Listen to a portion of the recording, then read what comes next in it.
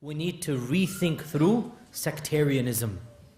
We need to rethink through our sectarianism. You see, one of the problems that we have as an ummah is that in order to be trained to be an alim, you need to go through a school, which is of course understandable.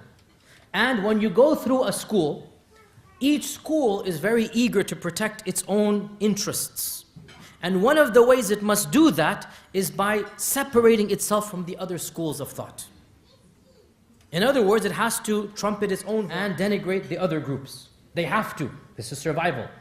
So what happens is we send our students to these schools, but they're coming back with baggage that we don't need over here. We don't need over here. They're coming back with disparaging remarks about other movements, other groups, because that's what their own teachers have been teaching them.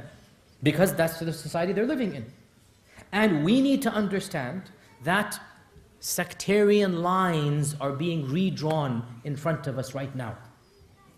No longer does anybody care about what is your opinion about Allah's names and attributes. There's a huge controversy in classical Islam. Nobody cares about this anymore. Where do you place your hands in salah? These are issues, let the advanced students of knowledge debate it. But do not bring them to the public sphere and have one group of average innocent Muslims hate another group of Muslims because of these issues. We need to move beyond this type of rhetoric. And this is a deep topic, and I've spoken about it in more detail. You'll find it online, dealing with sectarian issues, that yes, there is a middle ground. I'm not saying to ignore.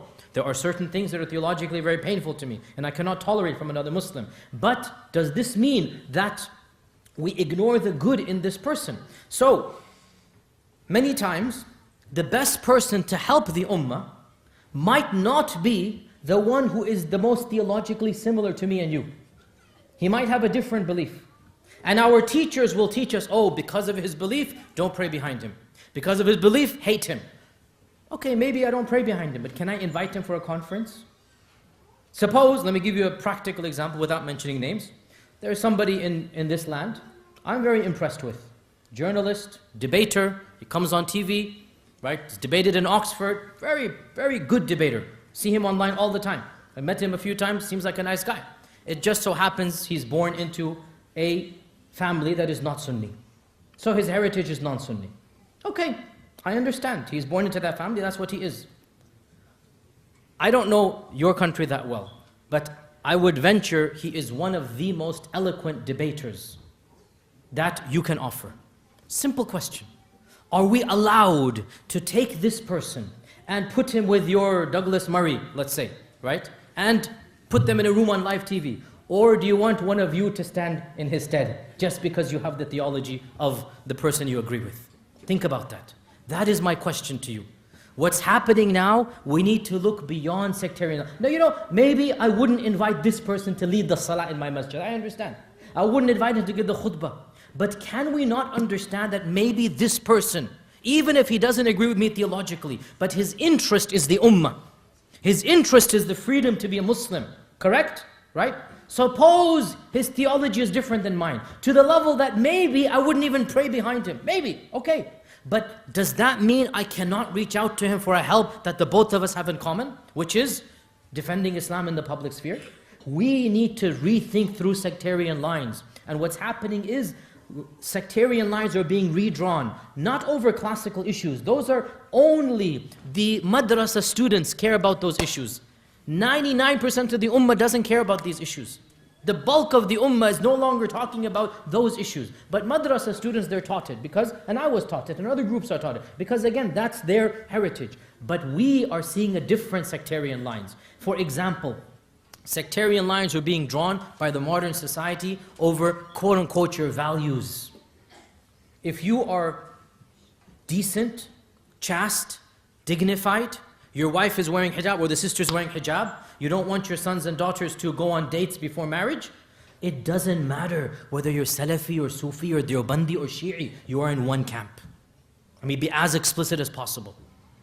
The media and your politicians don't care what your belief is about the Sahaba. I do, by the way. I do, because I don't want to pray behind somebody who curses the Sahaba. I'll be honest with you. I don't want to pray behind that person. But if that person has some positive for the greater community, can I reach out to him and ask him to help me on another platform, not on the masjid, not on the mimbar, not to give me a class on aqidah and theology, but to debate in public. Can I do this or not? Wallahi, yes you can.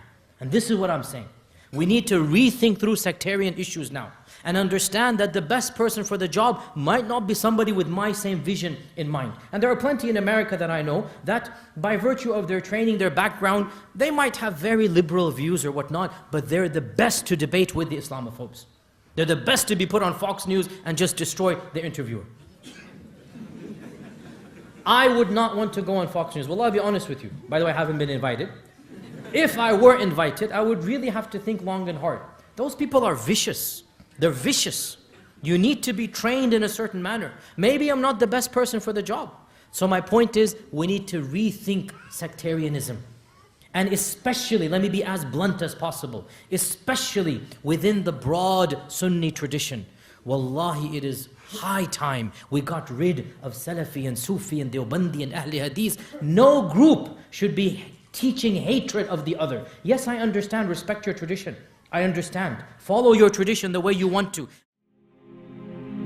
فيا ذلي ويا خجلي إذا ما قال لي ربي أما استحييته تعصيني ولا تخشى من العتب وتخفي الذنب عن خلقي وتأبى في الهوى قربي فتب مما جنيت عسى تعود إلى رضا